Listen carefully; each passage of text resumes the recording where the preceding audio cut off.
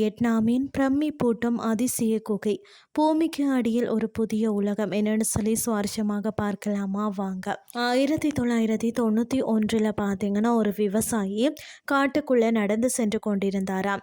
அப்போது இரு மலைகளுக்கு நடுவில் ஒரு குகை இருந்ததை பார்த்தாராம். அந்த குகையில இருந்து குளிர் காற்று வீசி இருக்கிறது. உள்ளிருந்து பார்த்தீங்கன்னா ஆறு ஆடும் சத்தமெல்லாம் கேட்டிருக்கிறது. இவருக்கு அந்த குகையில ஏதோ வித்தியாசமாக இருக்கிறது என்று புரிகிறது. ஆனால் குகைக்குள்ள செல்ல பயம். அதனால உள்ளே போகாமல் ஊருக்கு வந்து விடுகிறாராம். அவர் இதை பற்றி ஊர்ல உள்ள எல்லாரிடமும் சொன்னாராம். அந்த ஊர்ல இந்த விஷயம் பேசும் பொருளாக மாறுகிறதாம். இருந்தாலும் அதனுள்ள சென்று பார்க்கறதுக்கு யாருக்குமே தைரியம் இல்லை.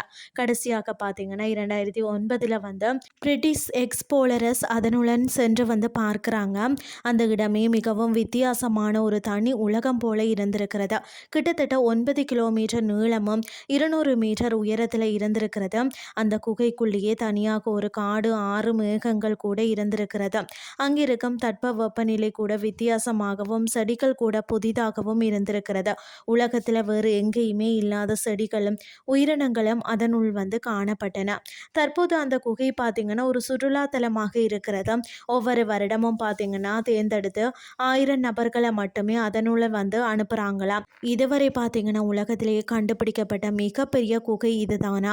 சுமார் 50 லட்சம் ஆண்டுகளுக்கு முன்பு மலைக்கு அடியில் ஓடிய ஆறால் சுண்ணாம்பு பாறைகள் அதிகரித்து செல்லப்பட்டு இந்த குகை உருவானது என்று சொல்லப்படுகிறது. இயற்கையுடன் அதிசயத்தை பார்க்கும் போது ஆச்சரியமாக இருக்கிறது அல்லவா. இன்றைய கிறிஸ்டி உங்களுக்கு பிரயோசனமாக அமைஞ்சிருக்கும்னு சொல்லி நானும் நம்புகிறேன். இதே மாதிரி மற்றும் ஒரு கிறிஸ்டின் வேலைக்கு உங்களை சந்திக்கிறேன். நன்றி.